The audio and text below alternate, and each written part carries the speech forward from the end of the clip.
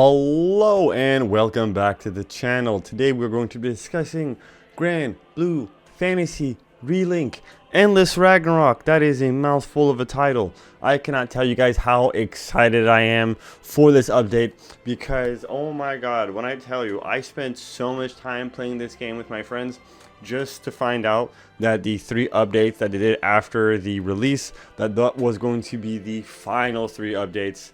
Oh my god, now that they're making something else, I am so excited. Now let's discuss. Before we talk about it, if you could just drop a like, comment, sub, that would be fantastic. Now without further ado, let's begin. Let's hit 500 subs. First things first are 2 DLC characters, Soifon and Toyen. I'm not really sure how to pronounce them, I'm very sorry. They are 2 Eternals, joined the roster of the original game. Now they will be a boss battle for these 2 characters, the greatest archer and the greatest swordsman in the land versus you and your crew. And this also is not just a boss fight. It seems like it is going to be adding additional story content as well. Exactly. We're not just getting more quests, we're getting more story content. I think it's fair to preface this entire video by saying that this is not a DLC in the regular sense. This is a straight up expansion. Think of like World of Warcraft, Wakfu, Dofus, those type of video games, those mega massive MMORPGs. It's getting an actual expansion to the game. Fight on beneath the endless skies. From Reling to Ragnarok, the exhilarating action RPG soars to new heights, known for its dynamic combat assemble of versatile characters and thrilling online co-op. GrandBlue returns with expanded solo and multiplayer content, bringing endless adventure to Skyfarers both new and old. In a forgotten corner of the Sky Realm, chaos rises anew. Zega Grande once narrowly escaped destruction at the hand of a rogue astral, but new chaos arises in a form of Ragnarock. Powerful monsters who herald the end of times gather new allies, face this apocalypse threat, and ensure triumphs for the very fate of the world. Which brings me into my next point, the apocalyptic Ragnarock. This is going to be a new tier of monster. From what I've seen in the trailer so far, it doesn't look like necessarily new monsters entirely. Think of that like rock lizard with the horn and whatnot. Instead of him being green, gray, blue, red. Yeah, there's a lot of variants of him already. It's going to be a new variant of that creature. Also, it does seem like the creature is bigger. In the trailer, that rock lizard, he seems like a bigger creature, so there is a possibility that there will be some size variation.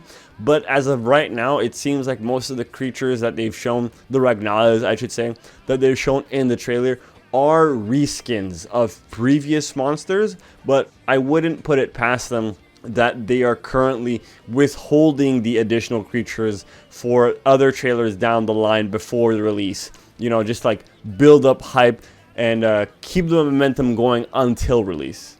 More to master, more to play. New co-op quest tier and additional bosses.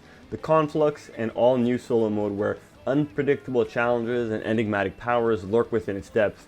The introduction of master traits to push characters beyond their limits, as well as summons to expand the tactical option.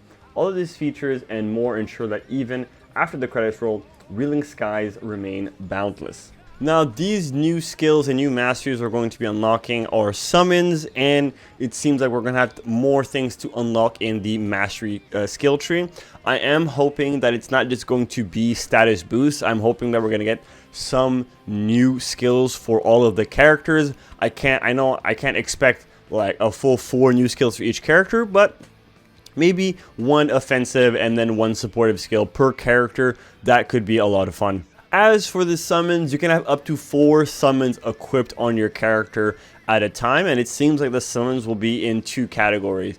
The type of summon, oh by the way, you get the summons after defeating those enemies in battle, and I'm fairly certain some summons you'll be getting as a reward for completing certain quests. And these summons seem to be in two categories as of right now. You have summons that you can turn into, unleashing a powerful attack. Imagine yourself turning into the Goblin Warrior, jumping up with your shield, and then coming down for a shield bash. The secondary type of summon will be you literally summon these creatures, you do not turn into them, and then they will give you and your party a buff, giving you guys an advantage during the combat. And with the new bosses come Beelzebub, a character from previous GrandBlue franchise.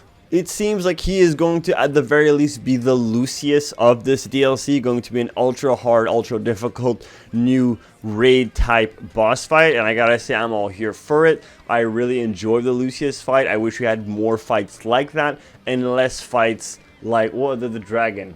What was the dragon? Well, Ragnarock, right? I believe the dragon's name was Ragnarock. Not a fan of that fight at all. But things don't end with new bosses and new story, because there's also going to be the conflux.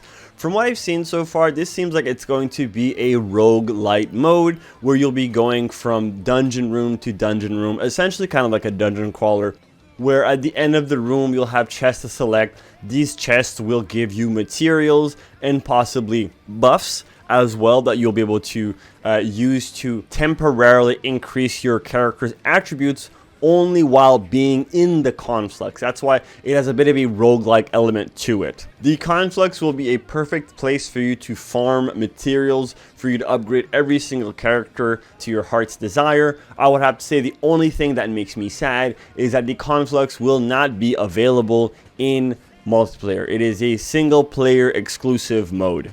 And yet, if that wasn't enough, our characters get new weapons, new weapon upgrades, and a new ultimate ability with the Primal Burst. Yes, Lyria will be joining your team, and you'll be able to pull off what is called a Primal Burst. This Primal Burst will then summon one of the Primal Beasts, doing tons of damage to the boss. Now, we still don't have a lot of information. Is this going to be a summon and the attack is going to happen automatically, or are you going to have control over the beast? We still do not know. Either option, I will be happy just to have the game in my hands. And a little pièce de résistance to really put a nice little bow on this entire package is that GrandBlue Fantasy Relink Endless Ragnarok will have crossplay on day one. And now for the part that you guys have all been waiting for, and we're going to look at this together on the website. We have 4 brand new characters coming to this expansion. So we have our 4 new characters over here. The first one that they've already introduced in the trailer is Beatrix, the Undying Blue, an elite society agent and contractor of the seal weapon Embrask. Beatrix's ferocity when facing primal beasts is rivaled only by her insatiable hunger for glory. I think she is another Eternal, and she is going to be a character that buffs herself, increasing her attack damage and turning her regular sword into a big ass greatsword, and I believe also increasing her attack speed. The next character on the list is Eustace. We are getting another gun character, another range character. I'm excited for that, I'm not gonna lie. Earth-bending Thunder, an elite society marksman and contractor of the seal weapon Flamic Thunder. Eustace is efficient, laconic, and longs to live in a world of peace and quiet. It almost sounds like he's going to be a elemental duelist, elemental gunslinger, something like that. And I'm not gonna go and look at the other GrandBlue games because I want to be excited, I want to be surprised. Then we have Galanza, who was one of the foes in the game that kind of joins us towards the end. We are going to be getting him as a playable character, which I predicted. Unfortunately, not online with my friends. Codename Silver Wolf, an indomitable general loyal to the pilgrimage of Avia and their leader Lilith. Brandishing his great spear, he fervently longs to challenge a worthy foe to a death match. And our last character is going to be Magliel. She is also a character that was a boss, an enemy in the game that eventually joined our side. Alluring Swordmaster, a humble yet mysterious magus loyal to the pilgrims of Avia and their leader Lilith. possessing untold skills with magic blades, so she can act as the leader of the Sword Veil Fellowship. Now, if you don't own GrandBlue Fantasy Relink, you will be able to buy the standard physical edition for a cool $60 US. GrandBlue Fantasy Relink Endless Ragnarock. This version of the game is intended for people who do not already have the GrandBlue game.